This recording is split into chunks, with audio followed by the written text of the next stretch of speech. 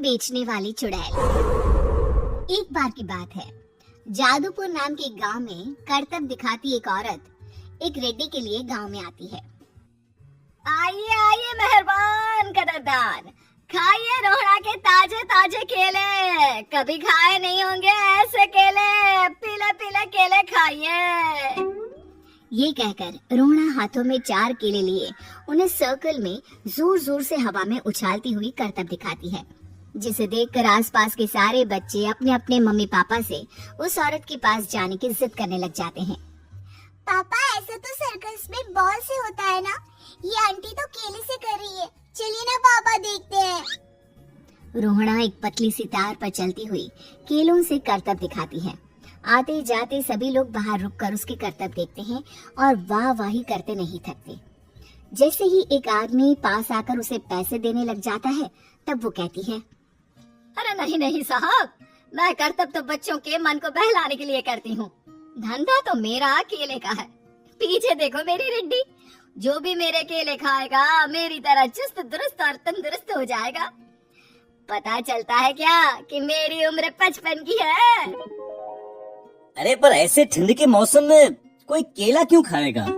ये ऐसे वैसे केला नहीं है साहब, ये शरीर में गर्मी देते हैं, ठंड को दूर भगाए, जो भी रोहिणा के केले खाए। पापा अगर मुझे केले नहीं मिले तो मैं घर नहीं जाऊंगी। तभी उसके पापा कहते हैं कि बेटा केले ठंड में कभी गर्मी नहीं देते, ये सब कहने की बातें हैं, सामान बेचने का तरीका है इनका। पर पिंकी नहीं मानती। मैं केले खाऊंगी। पिंकी की जिद के आगे नत्थू हार जाता है और उसे केले खरीद कर दे देता है। पिंकी खुश होकर केले घर ले आकर खाती है। अब मैं भी करतब करूंगी, कितना मजा आएगा, जादुई केले। पिंकी पहला केला खत्म भी नहीं करती कि वो बेहोश हो जाती है। दूसरे केले से एक काला धुआं आता है और रोहड़ा चुड़ैल बनकर बाहर निकल आती है। मेरे भूतिया केले बच्चे न खाए, ऐसा हो ही नहीं सकता। जादूपुर वालों, कब तक बचोगे? आ गई हूँ मैं रोहड़ा, जिसका कोई नहीं कर सकता सामना। रोहड़ा पिंकी को गोद में उठाकर काले धुएं में कहीं गायब हो जाती है। शाम के वक्त नत्थू घर लौटता है और पिंकी को घर में ना पाकर उसकी माँ से कहता है,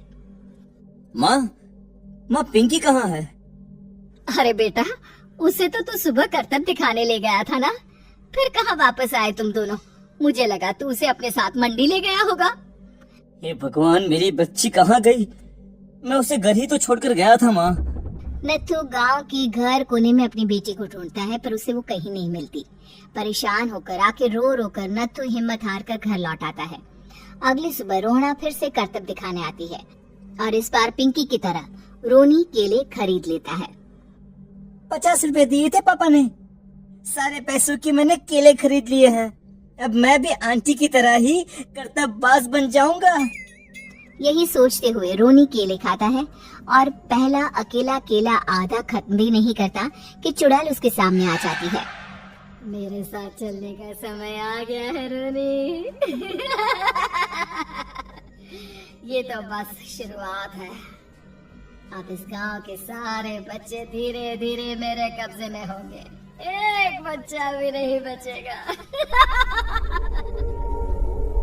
ये कहकर रोना रोनी को गोद में लेकर काले धुएं में अदृश्य हो जाती है। इसके बाद हर रोज गांव में से कोई ना कोई बच्चा गायब होता, पर ऐसा क्यों हो रहा है किसी को भी समझ में नहीं आ पा रहा था। रोज की तरह अपनी बेटी पिंकी की तलाश में नत्थू गांव के एक तालाब के पास बैठा रो रहा था। कहाँ गई मेरी पिंकी? शकुंतला के जाने के बाद एक वही तो मेरा सहारा थी। अरे उसकी आत्मा कोस रही होगी मुझे कि मैं अपनी बच्ची को संभाल भी नहीं पाया। नत्थू ये कहता हुआ रो ही रहा था कि तभी तालाब में से उसे शकुंतला की आवाज सुनाई देती है। कहाँ थी तुम शकुंतला? हमारी बच्ची और सारे गायब हुए बच्चे रोहड़ा के कब्जे में हैं। वो बच्चों को जो केले देती है उससे बच्चे बेहोश हो जाते हैं और उसके कब्जे में आ जाते हैं और वो उन्हें ले जाकर काली दुनिया में ले जाती है।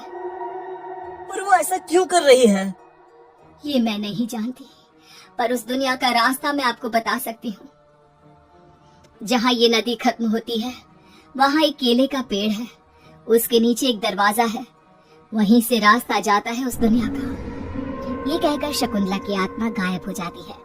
गांव के सभी लोग झुंड बनाकर उसी रास्ते से काली दुनिया में चले जाते हैं और वहाँ देखते हैं कि सारे बच्चे वहाँ काम कर रहे थे। पापा मुझे ले चलो यहाँ से। पापा पापा। सभी बच्चे अपने मम्मी पापा से लिपट जाते हैं। तो तुम लोग यहाँ तक आ गए? क्यों हमारे बच्चों को पकड़ लिया तूने? तुझे शिकारी बनाना है तो ले, हम सब आ गए हैं, हमें खा ले। नहीं, मुझे बच्चे चाहिए। मेरे बच्चे के बदले तुम लोगों के बच्चे। क्या मतलब? मैं इसी गांव में रहने वाली एक औरत थी। केले की चोरी के इल्जाम में मेरे बेटे को गांव वालों ने इतना मारा कि वो मर गया। उसी दिन मैंने ठान लिया कि गांव वालों का भी वही हाल करूंगी। कुछ दिन बाद बेटे के चले जाने के दुख में मैं भी मर गई और मेरी भटकती आत्मा एक चुड़ैल बन गई। और फिर मैंने बदला लिया तुम सबके बच्चे छीनकर। बर्दाश्त नहीं कर पाए ना। सोचो मुझ पर क्या बीती होगी। हमें माफ कर दो रोना। पता नहीं है किसकी गलती थी, पर हम सभी माफी मांगते हैं। हमारी खुशियाँ लौटा दो, तुम भी तो एक माँ हो। गांव वालों की बात सुनकर रोना का मन पिघल जाता है और वो बच्चों को छोड़ देती है। उसके बाद काली दुनिया बच्चों के लिए जादुई दुनिया बन जाती है। अब कोई भी कभी भी वहां आ जा सकता था।